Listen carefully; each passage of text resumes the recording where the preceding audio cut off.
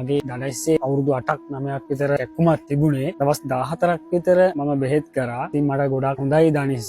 මගේ නම අමිල නිස්සංක. මම එන්නේ අනුරාධපුරේ ඉඳලා. මට යාළුවෙක් තමයි මෙතන හඳුන්වා දුන්නේ. ප්‍රසන්න ડોක්ටර් තමයි මට හම්බෙන්න තිබ්බේ. මගේ දඩස්සේ අවුරුදු 8ක් 9ක් විතර කැක්කුමක් තිබුණේ. දවස් 14ක් විතර මම බෙහෙත් කරා. මේ 3 වෙනි සතිය. ඉතින් මට ගොඩාක් හොඳයි දනිස්ස.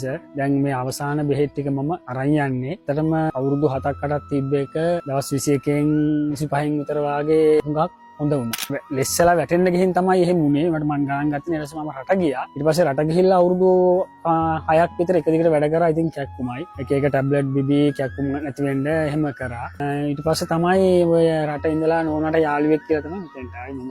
මට ඇත්තටම එක මල්ලි කෙනෙක් තමයි කරේ. ඇත්තටම හොඳයි හොඳට කියලා දුන්නා. ඉතින් මම ඒක වීඩියෝ එකකුත් ගෙදර අරන් ගියා. ඊට පස්සේ මගේ අම්මයි නැන්දයි තමයි මේ විදිහට බලන්නේ ඒක කරේ. මම සෑහෙන ගිහින් තියෙනවා මම දනිස්ස කැක්කුමට එක එක බෙහෙත් ගන්න කට්ටිය ළඟට. ඉතින් ඇත්තටම මේ බෙහෙත් ටික මෙතනින් දෙනවා.